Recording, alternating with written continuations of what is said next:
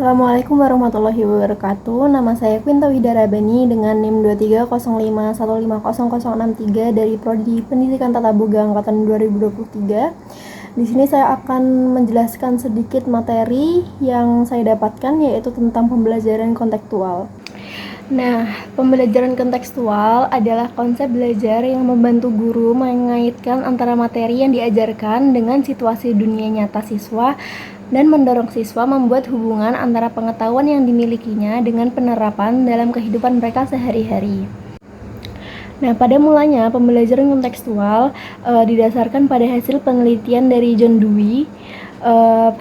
Konstruktivisme merupakan landasan berpikir atau filosofi dalam kontekstual, yaitu bahwa pengetahuan dibangun oleh manusia sedikit demi sedikit yang hasilnya diperluas melalui konteks yang terbatas. Menurut Glynn 2004 menjelaskan bahwa pembelajaran kontekstual berasal dari karya filosofis dan teoritis dari teori pendidikan.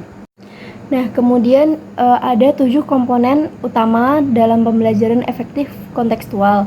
Yang pertama ada konstruktivisme, kemudian yang kedua ada questioning atau bertanya, yang ketiga inquiry atau menemukan, keempat ada learning community atau masyarakat belajar, dan kemudian ada modeling atau pemodelan, dan yang terakhir ada authentic assessment atau penilaian sebenarnya. Masuk dalam materi konstruktivisme. Apa sih konstruktivisme itu?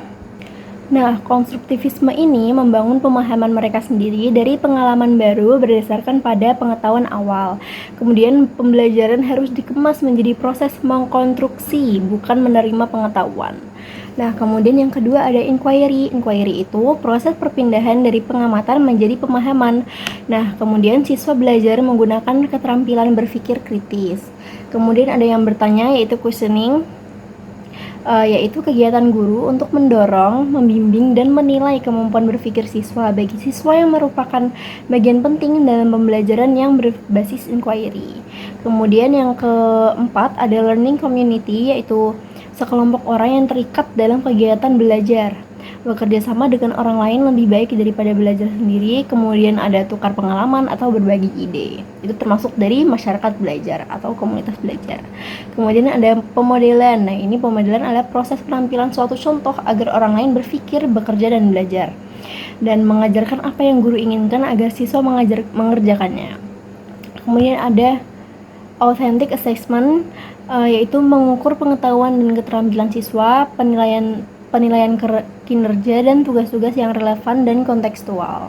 Nah, kemudian kita masuk di karakteristik pembelajaran kontekstual. Nah, menurut Maslik, di sini ada 7 karakteristik pembelajaran kontekstual. Apa ini? Yang pertama ada learning in real life setting, yaitu pembelajaran dilaksanakan dalam konteks yang autentik, yaitu pembelajaran diarahkan pada ketercapaian keterampilan dalam konteks kehidupan nyata atau pembelajaran yang dilaksanakan dalam lingkungan yang alamiah. Kemudian yang kedua ada meaningful learning, yaitu pembelajaran memberikan kesempatan pada siswa untuk mengerjakan tugas-tugas yang bermakna.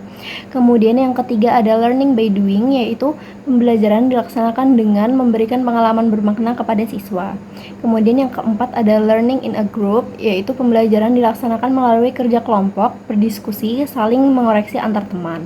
Kemudian yang kelima ada learning to know each other deeply, yaitu pembelajaran memberikan kesempatan untuk menciptakan rasa kebersamaan, bekerja sama, dan saling memahami antara satu dengan yang lainnya secara mendalam. Kemudian yang keenam ada learning to ask, to inquiry, to work together, yaitu pembelajaran dilaksanakan secara aktif, kreatif, produktif, dan mementingkan kerjasama. Kemudian yang terakhir ada learning as enjoy activity, yaitu pembelajaran dilaksanakan dalam situasi yang menyenangkan.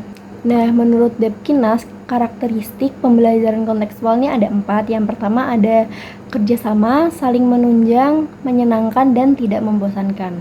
Nah, ciri-ciri pembelajaran kontekstual menurut Kunandar yaitu ada 13, tapi di sini saya akan mengambil hanya 3, yaitu yang pertama adanya kerjasama antara semua pihak, kemudian menekankan pentingnya pemecahan masalah atau problem, bermuara pada keragaman konteks kehidupan siswa yang berbeda-beda. Kita masuk ke materi model kontekstual. Apa itu model kontekstual? Model kontekstual adalah konsep belajar yang beranggapan bahwa anak akan belajar lebih baik jika lingkungannya diciptakan secara ilmiah. Artinya, belajar akan lebih bermakna jika anak bekerja dan mengalami sendiri apa yang dipelajarinya, bukan hanya sekedar mengetahui. Nah, menurut Nada Wijaya dalam Kunandar, dalam pembelajaran kontekstual, tugas guru adalah memfasilitasi siswa dalam menemukan sesuatu yang baru, yaitu pengetahuan atau keterampilan, melalui pembelajaran secara sendiri, bukan apa kata guru. Baik, sekiranya saya cukupkan sampai di sini. Jika ada salah kata, mohon dimaafkan. Wassalamualaikum warahmatullahi wabarakatuh.